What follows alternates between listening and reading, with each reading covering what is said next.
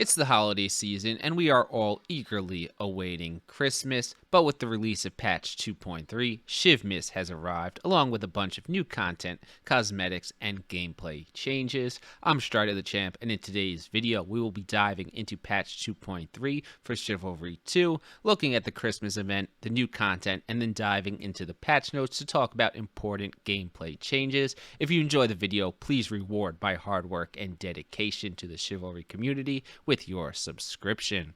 Now, Torn Banner Studios has a bit of a reputation for releasing patches that are completely breaking the game. In fact, they have a 0% success rate on introducing a patch that does not bring game-breaking bugs with it. I'm happy to say that so far, it seems like the streak is finally broken and this patch is fully functional. Congratulations to Torn Banner. They've taken a lot of very valid criticism and seem to have taken it very seriously. Respect, and let's hope this level of quality continues.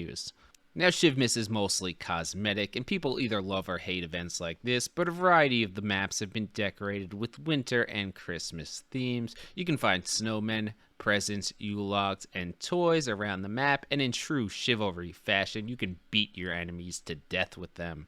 You can even pick up and throw snowballs at your enemies, distracting them from completing the objectives. CHIVMAS cosmetics have also been added with the Santa hat, snowman hat, and my personal favorite, the reindeer helmet. Fun fact, but in PlayerUnknown's Battlegrounds, the Angel Squad ran with the horsehead antlered helmet for at least 2 years. I plan on being horned once again in Chivalry.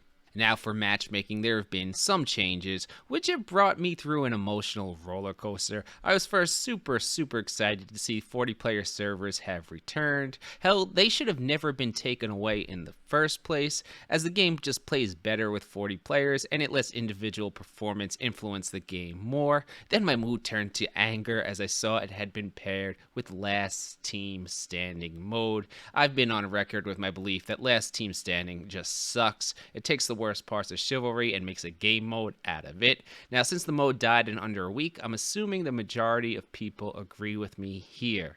So I was pretty devastated to see I'd be forced to play it. Now, I did see community manager Jen post on Reddit that team objective is played 3 times to Last Team Standing's 1. This makes my mood a bit improved. However, the hardcore LTS supporters are now pissed off that their mode is mostly gone. Combining game modes is never a good idea. And while we're here, just remove Brawl from free-for-all because Brawl also sucks.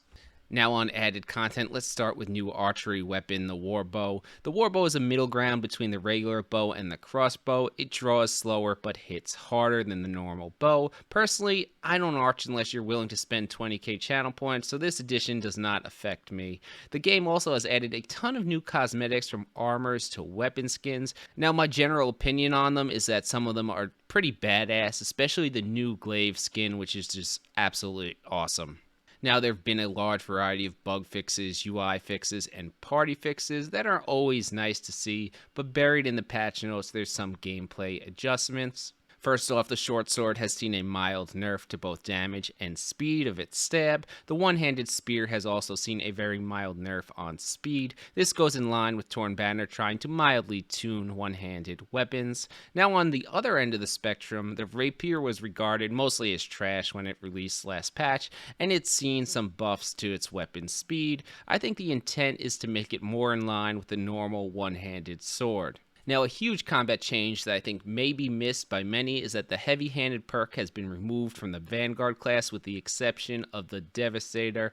Heavy-handed allows the Vanguard to move with no penalty while using two-handed weapons. The Raider class with the Messer and Dane axes will now have less speed to close distances. I think, again, this was an attempt to disrupt the power of these weapons on the Vanguard class, and I'm curious to see if the Devastator meta will change towards the Vanguard. I definitely foresee Executioner axes becoming even more popular on the Devastator. Now for important map changes, Torn Banner is continuing their quest to impede the Coxel peasants from being slaughtered. There's now less carryover time across objectives, which should reward good overall defense in even games. Peasant respawn time has also been reduced. I think the intent here is having more bodies on the field to protect the last surviving knights. That brings us to the end of the important parts of patch 2.3. Subscribe to the channel, follow on Twitch, and I will see you in the next video. Champ out.